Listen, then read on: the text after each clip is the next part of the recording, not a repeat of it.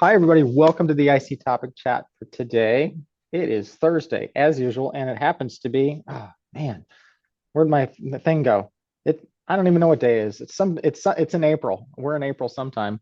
Um, I've lost it because I got a new watch. I don't know where any of my dates are anymore. Anyway, it's the 17th. I can see that now. So I know we're getting ready to head into, for a lot of us, the Christians among us, the Easter season. So this is fun that we're able to do this. Everybody keeps asking me if I have the day off tomorrow, and I'm like, oh, that people do that, I guess. So I'm glad that you were able to make it here today. Emma's here to talk about DIY graphics for the independent consultant. So I'm excited to have her here. She's been a colleague, and we've seen her. I know our firm works with her in different capacities outside of the independent consulting space. So it's really neat to connect with her in this space as well. So Emma, I'm just going to get out of your way. Welcome. The floor is yours. Take it away. Thank you. Hello, everyone. Hope everyone can see the slides okay. I'm going to start off with some disclaimers, as we are famous to do in this group. First of all, we're going to be talking about sort of DIY or do-it-yourself graphic design today, but I just want to clarify, I am not a graphic design professional. I'm completely self-taught in that area, but I do have a background in fine arts. I was a painter and a printmaker for a long time, and I still do activities like that, and I think of myself as a kind of artsy person. So if you don't see that in yourself, hopefully there's still a lot that you can get from today's talk. I'm going to share some resources and tools as well to help you skill up in that area. But I just want to say, when in doubt, hire a professional. There are lots of professionals out there. I know Matt used just a quick little, I think you said you used Fiverr or something like that to hire somebody for a logo design. There are lots of options for just not complicated. You don't have to shop around too much. Just go out there and find someone who's available for some of your design needs. And ultimately, just going to start off quick with our Smokey the Bear reference. Only you can decide how much energy you want to put into graphic design work for yourself and your consultancy. So always heed our patron saint and use your best judgment. Um, as Matt said, I'm Emma Alston. Some of you also met me as Emma Dewar, my maiden name, but I go by Emma Alston now. I've been consulting for about 5 years, but I just started my solo practice in July of last year. I work generally in the public health space, doing applied research. So I'm doing a lot of grant writing now since I'm kind of new and building up my client base. But I also do program evaluation, surveillance research, research writing. As I said, I have a background in fine arts. I also just generally have kind of a DIY spirit. I think of Jessica Metcalf when I think of that as someone else who has shared her experience and she just likes doing things herself. It might be interesting to know that my husband and I flip houses in our spare time, and we do a lot of that ourselves. And so I think of that as kind of emblematic of my spirit in that regard. You today, where I'm talking to the ICTIG, so we're independent consultants and other people working in the evaluation space. Some of you might consider yourselves business owners. Some of you might be working for a small firm or for another company. But doing graphic design yourself might be a good fit for you if you are a solo practice or a small firm and have limited financial and human resources to spend on this type of activity. It might be right for you if you just enjoy design work and enjoy learning new skills. It might also be right for you if you've identified that graphic design might be a value add or something of interest to your clients. So that might be true if you do a lot of data viz, dashboards, a lot of public facing print products for your clients. This might be something where it would be helpful to your business to learn some DIY skills. And what we're talking about, or what I'm talking about today, what I want to kind of cover is the idea of branding. So the overall look of your company. It includes your logo, your color schemes, fonts, other design elements, and how you might apply the look of your company or your branding to things like marketing and communication. So everything from any social media presence, your website, any business cards, other print materials, also email, video, etc. And also to product design. So when you're creating a product or a deliverable for a client, like a report, a dashboard, a one pager, something like that, you can also apply branding to that as well. And why are we talking about this? We're talking about this because one statistic I found said 90% of the information transmitted to the brain is visual information. And for about 40% of people, they respond better to visual information. So it's something that the look of your work, the look of your presence on the internet, makes a big difference to a lot of people. And our goal with thinking about design and branding is that ultimately you have a presence or an image that is elevated, it's professional, it garners trust, and it helps you stand out. So this might look like, having something that really stands out, the color that just pops, or something that's really memorable. And ultimately, it's something that's cohesive, it's consistent, and it's also representative of who you are as a person and as a brand, as a company. This can also turn into tools for your company for operating your business, such as developing SOPs or style guides that just help bring bring more of a cohesive look to the work that you're doing when you're working with a team. And again, we talked about that potential of offering something to your clients, something that's value add. So I would like to suggest if you haven't done any design work or you haven't done anything like this for your business or your consulting work, that you start by thinking about your brand. And so your brand is really just, it's an impression or a perception of you and your company, and it's based on your skills, experience, values, and actions. To develop your brand, you might start by just doing an inspiration board or a vision board, gathering some ideas from other people, might be colleagues, peers, competitors. You might also look at unrelated brands, just look at branding of other companies that you see out in the world. And you might also just look at design in general. What kind of artwork are you drawn to? What kind of visual things in your environment are you drawn to? What elements of those things do you like? You can ask yourself questions for developing your brand. Things like, if your brand was a person, who would they be? If your brand could talk, what would it sound like? Would it be silly? Would it be quirky? Or would it be more serious and buttoned up? You might also think about what words or adjectives you want to be associated with your brand. And I also have a degree in psychology, so my fine arts and psychology backgrounds kind of blend together. I find color psychology and psychology of symbols and imagery really interesting. So that's something that you could think of as well. But I always recommend, especially if you're just starting out with your brand, to keep it really simple. You can always build on it later. And I wanted to give an example with the color and symbol psychology of my brand.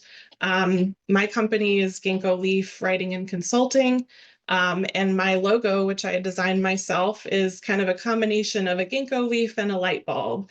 And so for me, when I was thinking through that, my inspiration was the ginkgo leaf, which has a sort of long history of symbolism, especially in Eastern cultures, with wisdom and knowledge. And then the light bulb to me kind of represents ideas and creativity. And I pulled just kind of a color wheel that gives some idea of thoughts on psychology of colors, so you can kind of see where the leaf as a symbol and the sun or the light bulb and the colors that I've chose kind of pull on those ideas of curiosity, but also health and safety.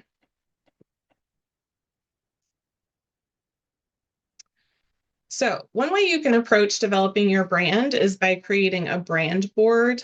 These are also sometimes called style guides. And so, the different elements of your brand board would include your logo, of course, but you would consider multiple versions of your logo for different contexts. So, like using a version that's black and white versus a full color logo, a logo that can be used in a small space or different formats. Colors also, starting with 1 to 3 core colors, but you might also add secondary and accent colors. Your fonts, keeping it simple, just choose a regular font, a body font that you can use for most things. And then the next level would be adding separate fonts for headings or accent fonts. And then thinking about images, patterns, other graphic elements, which are often, I think, overlooked when people are building their brands.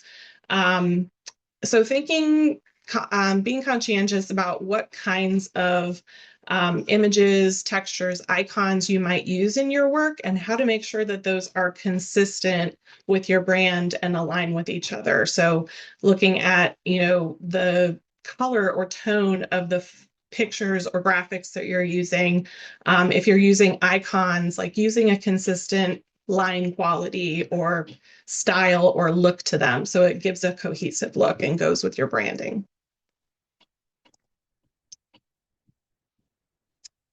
So this is another example of a brand board. So I just wanted to give a little bit closer look.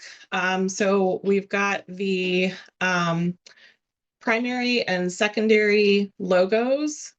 With the eye to these logos can be used in smaller spaces, different color combinations of your logo. Over here, primary and secondary colors, accent colors. So the primary colors are prominent in the logo and prominent in the branding. This one includes 2 different options for fonts. So depending on what heading levels you're using in a document, you would choose from these sets of fonts. And then this also includes some branded graphics. So these little color blobs that are consistent with the color scheme. And then these quotation block quotes as well.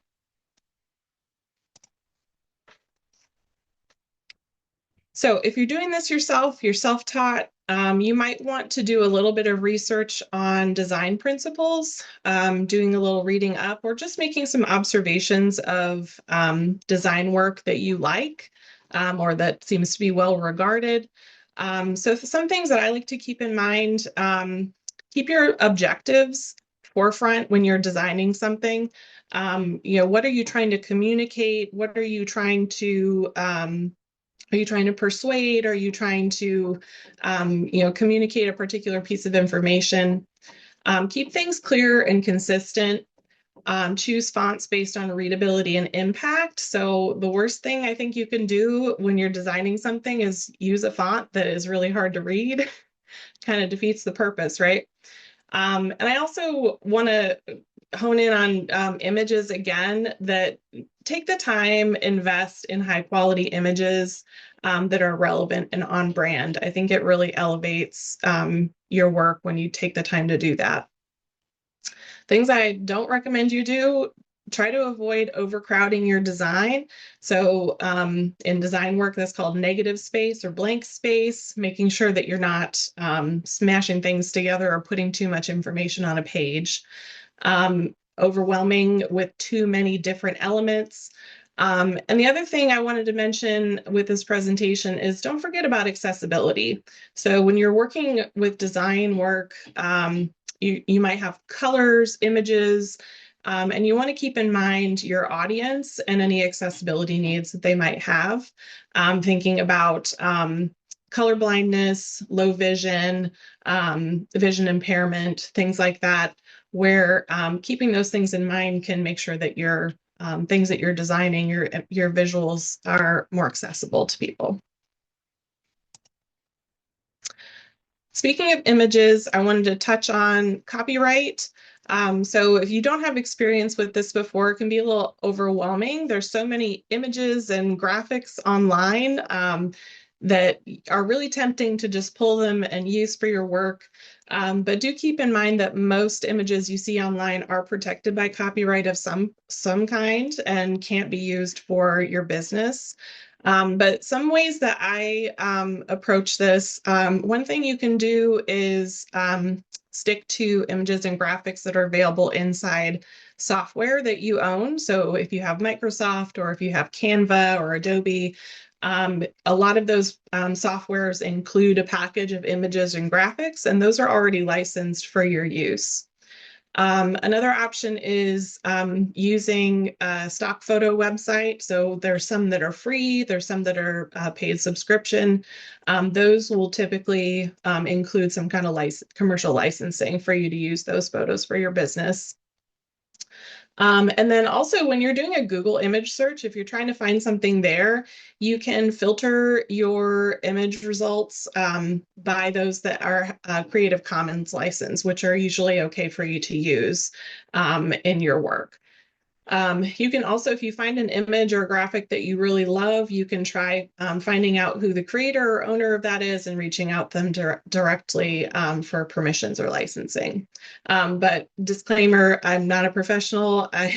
So always read the fine print and use your own good judgment on that. Ways that you can apply graphic design when you're a consultant, think of anywhere you put your name. So anywhere you sign your name or add your name, think about how that product or that space could be branded. I have some pictures here from a co-working space in my area, and the name of the space is Add Logo.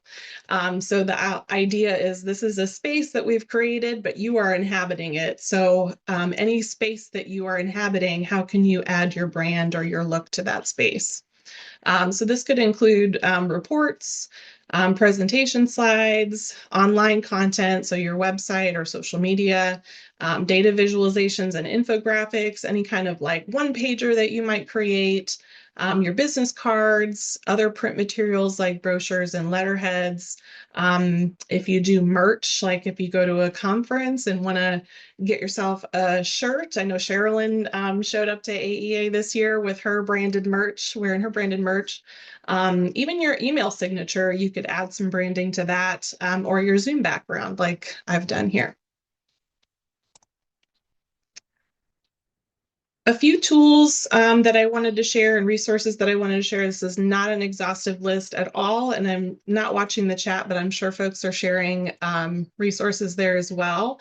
If for inspiration, you can just Google search brand boards or style guides and look at things that people have posted online. Look at your colleagues, your competitors, your peers. You can also browse templates that are in programs like Microsoft Office, Canva, Adobe, to look at how products that other people have designed. Different software and support tools. So for graphic design, I use Canva a lot. If you are familiar with Adobe products, Adobe Illustrator is one that I've heard used a lot. There's also some other online programs, online platforms, Inkspace, GIMP, and Figma, I think are some of the most popular. If you're designing a website, there's Squarespace, Wix, WordPress, Google Sites. Another is called Yola. I'm not familiar with that one, but that popped up when I was looking at options for that. And then since I mentioned accessibility, there's a lot of different websites where you can either generate or check the accessibility of something that you're creating, whether it's a website or a document. So there's different you can put in your color scheme, or it'll generate a color scheme that's colorblind friendly, or you can put in a document and it'll they're like colorblind simulators, so it'll show you what it would look like to people with different kinds of color blindness, just to help you check your accessibility approaches. And for source materials, I mentioned stock photo website. So I use a website called iStock. There's a free and a paid version of that. Other popular websites are Unsplash, Stocksy, Shutterstock, Getty Images, place like that. There's also a lot of online websites for either generating or assembling color palettes. So if you have trouble with color and kind of understanding what colors might look good together, there's programs like Figma, Color Magic, Color Space that will either generate a palette for you based on some information you give it, or you can browse available palettes as well. Another thing you might consider is downloading fonts. So that's what I've done for my branding. I chose some fonts that I liked, and they weren't available in Microsoft Word, for example. So there's lots of websites where you can download free font packages. One thing I didn't mention here is sort of how-to resources or workshops. And so I did want to mention that someone that I have seen a lot of, and she works in the evaluator space, is Stephanie Evergreen. So if folks know other people that do workshops or have other resources on sort of this how-to learning resources, feel free to share those in the chat.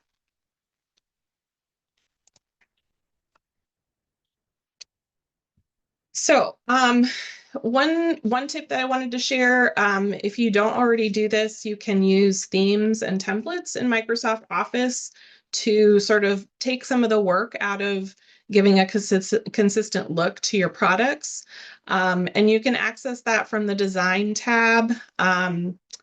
You'll want to go separately and adjust the fonts. So put in your fonts that you've chosen, and then to the colors and customize the colors.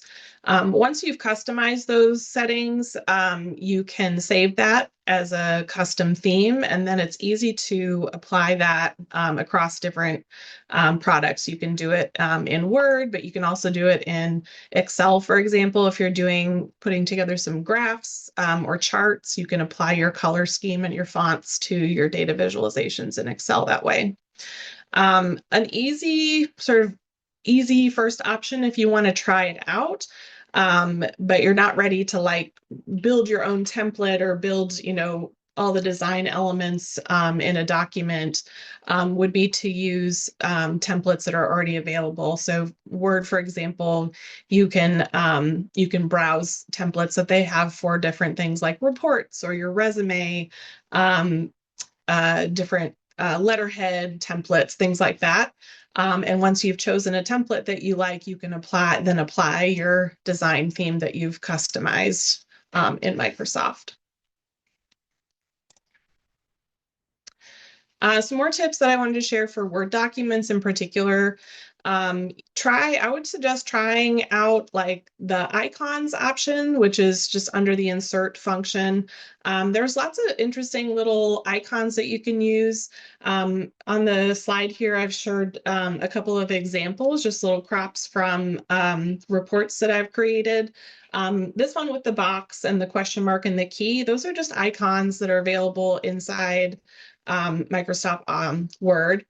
I've also created icons and custom like page break headings in Canva, and then just inserted those into my Word documents.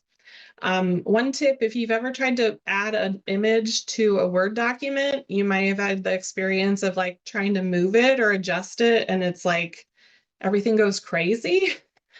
So one tip that a lot of people use is create a 1-by-1 table in your Word document and then add your images or graphics to the table.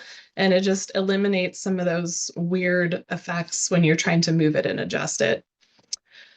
I also take the time to update the heading styles in Microsoft Word so that I can use my custom fonts, but they still work in the navigation pane, which I use a lot, especially for a long document. And then don't forget to apply your branding, as I mentioned, to data visualization. So, like I mentioned, especially if you're working in Excel to create charts and graphs, if you've created your set up your branding in your style, your design styles, you can easily apply that in Excel to your data visualizations.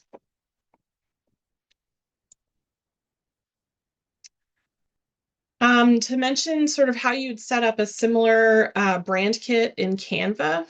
So the brand kits in Canva do require the paid version or pro, but I'm going to give you a little tip for doing it in the free version as well. But if you have the paid version, you just go to the brand kit and add new. Upload your logo. You can manually add your colors, or you can extract the color palette from your logo. And then you have the option in Canva. It's got a bunch of fields for adding photos, graphics, icons, but also has some space for you to create written guidelines for your brand voice and data visualization approach.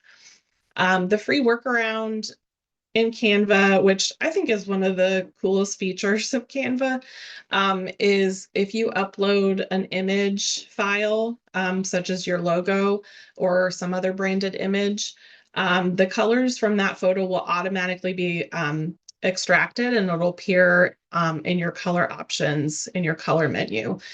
So I often use that if I'm just putting together something really quick for a client and I want to make sure to include their brand colors. I'll just go grab a copy of their logo, either one that they've shared with me or just find them online, and upload that. And it just quickly, easily allows me to pull those branded colors for their whatever I'm creating for them.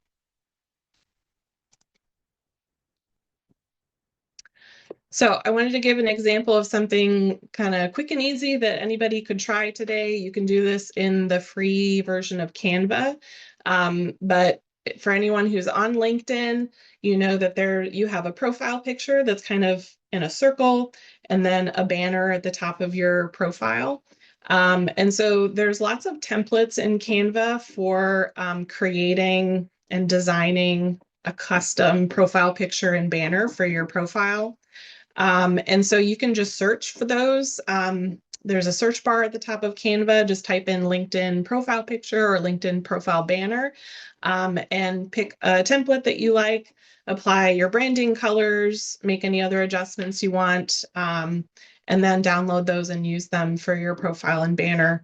I do have a couple of tips around this. Like I said, Canva has a lot of templates for things like this, but you want to make sure that whatever you're creating can easily be used in that context. So making sure that it's the right dimensions, the right file size, like if there's a maximum file size for uploading to LinkedIn, and file type. So you can usually find that, like if you're trying to create an Instagram post, you can Google Instagram post dimensions or whatever information you need. And you can usually find a quick guide as to what size and dimension and type of file you need to create. But I think that this is one of the easiest, kind of funnest things you can do. You're not creating a whole big thing from scratch, but just adding a little bit of a custom element with your branding can kind of upgrade or elevate your LinkedIn profile to make it stand out a little bit more. So I wanted to leave plenty of time for discussion because, like I said, I'm not a professional, and I have a feeling there's lots of you on the call today that have their own tips and tricks and resources to share. So I'm going to stop my presentation now, but I want to leave you with an offer that if you would like to reach out to me to discuss graphic design or your branding, and we can do that by email, but I'm also offering over Zoom, we can do a free 30-minute consult on that. So I'm going to drop my contact information and my booking link in the chat again for you all. But that is what I wanted to share with you all, is just a taste of some of the things that I have done and things that I think would be recommended for anyone to try if you've never done anything in this area.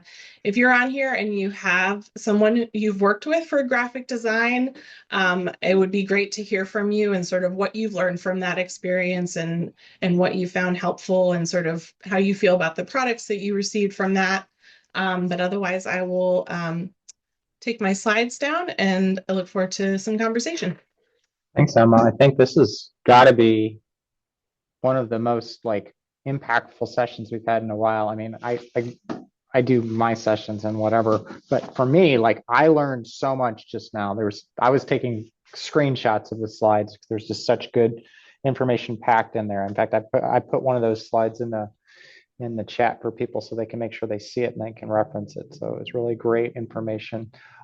We almost should think about having you on annually because it's such a good session and updates because there was so many things that we learned and you validated a lot of my thoughts about how you do things in Microsoft Word and I saw Joe Travers comment about charging extra if he has to do any graphic design in Word and et cetera, et cetera. I'm not going to take up too much time because I want to let this go into questions. So with that, everybody out in YouTube world, we'll see y'all later. Everybody who's still here live, stick around. So